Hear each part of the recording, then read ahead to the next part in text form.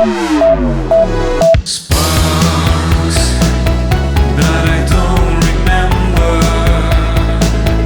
Hold and let it shine. Fixing stars to fade away. Fixing stars to fade away. Fixing stars to fade away.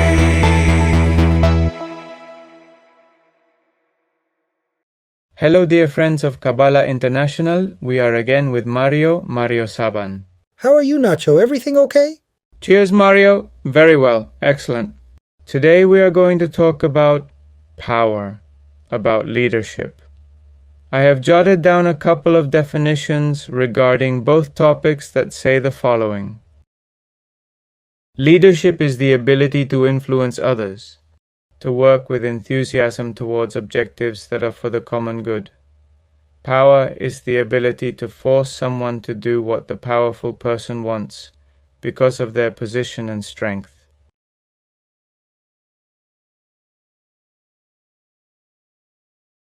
Excellent definitions you have brought.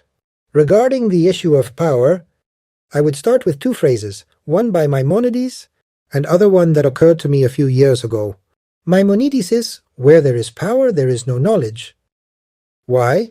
Because the one who is subjugated, a slave, an employee, is not going to tell the boss what he knows because he can suddenly dismissal. So in a vertical situation where one is on top and the other on the bottom, knowledge is difficult because knowledge has to be peer-to-peer. It cannot be in a hierarchical situation. Therefore, that is Maimonides' phrase, and mine is, where there is power, there is no love. Because love also has to do with union, and where there is power, there is division. Notice that in the tree of life, the power is in the Sefirah of Gevurah. Correct.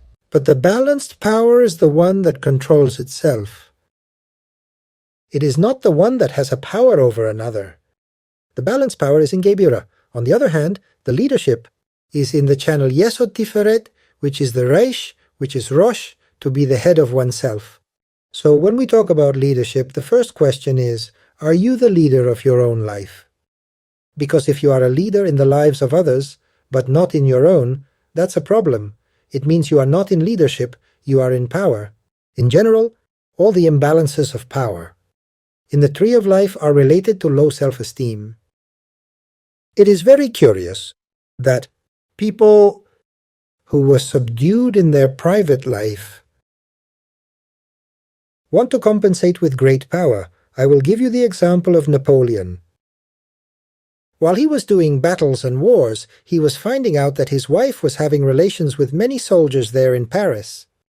The woman belittled him, treated Napoleon like that. In her letters she said, "I was with this person, I did this." They had a somewhat sadistic relationship between Josephine and Napoleon. Every time Napoleon felt displaced by Josephine or felt that she lowered his self-esteem, he conquered a new empire. So, look at what low self-esteem is. In general, people who want to be powerful actually feel very undervalued. The people who were the most unbalanced with power were the ones who treated them most sadistically. For example, Stalin's grandfather gave him endless beatings while he was getting drunk. Look at what Stalin did later on to his own people. The father of Hitler made him suffer from the cold, alone, as children, 7, 8 degrees, to suffer. That is to say, if you see in almost all the unbalanced dictators worldwide, you will see that their self-esteem is really at rock bottom. The great dictators, and I would say many of the great politicians in history, have been beings who felt inferior. A being who really has good self-esteem does not need power. He does not need to enter politics to be acclaimed by everyone. When a politician wants to be acclaimed, it is because he is not really acclaiming himself. In general, many people in politics are poor characters because they all require outside applause. And I feel sorry for many of them. I feel pity for them. I feel sorry for them because in their inner self they cannot value themselves. Someone who values himself does not need to exercise any power. He is already good with himself. He already leads himself. Therefore, we must be very careful with those who seize power because, due to their low self-esteem, they lead us into wars and conflicts.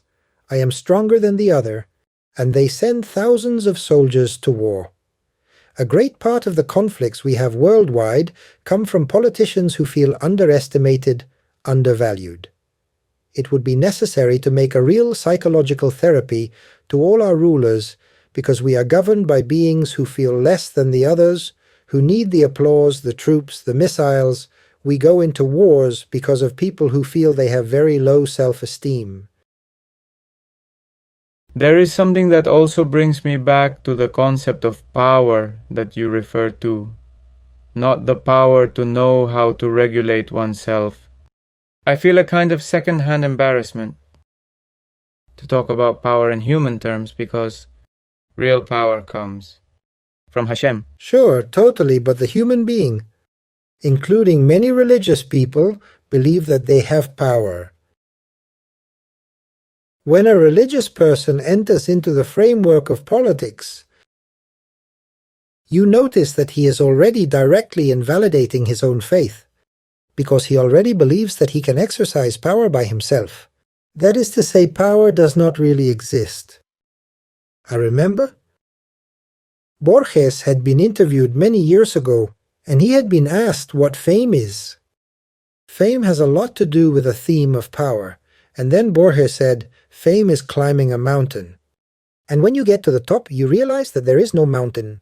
I think the same thing happens with power. Power is climbing to the top, and when you get there, you realize that there is no top. That is, you realize that it was all a fantasy. A fantasy of flags, of missiles, of armies. Who has the power if in the end we all go to the cemetery? That is why, again, the reassurance of the idea of death. Because the idea of death is making us equal to the slave and the master, the employee and the boss. I think that politicians, in general, my recommendation, if any politician is listening to me, is that they go to the cemetery to reflect on what power is, because at some point they will end up there and there will be no more power. Power is a fantasy. Nobody has power. None of us have power. The only thing we have is our own power to ourselves, our self-leadership. And also emphasizing the phrase, your phrase, it also occurred to me that love is the antidote to power. Isn't it? But look at the word love in Hebrew, haba, which is joining the bet and reintegrates the aleph. We are two equals entering into unity. In power, the one who is in power is not equal to the one who holds power, with the one who is subjected to it. And notice also the curious thing about these sadistic relationships of low self-esteem. Many politicians who hold a lot of power then look for women who sadistically at the sexual level submit them and make them crawl. And from time to time, situations of sexual imbalance arise that have to do with power, not with sexuality, of politicians who want to be sadistically subdued. Because it excites them both to submit and to be submitted. This is a complete imbalance of self-esteem. Correct self-esteem needs neither to be subdued nor to subdue anyone. Correct self-esteem is to subdue our energy and focus it correctly. It is self-mastery, the true Gevurah. True power is my self-mastery, not a dominance outside the other. Correct, Mario. I continue to write down topics. Thank you. A hug, Nacho. Thank you very much. Thanks to you, it's a pleasure.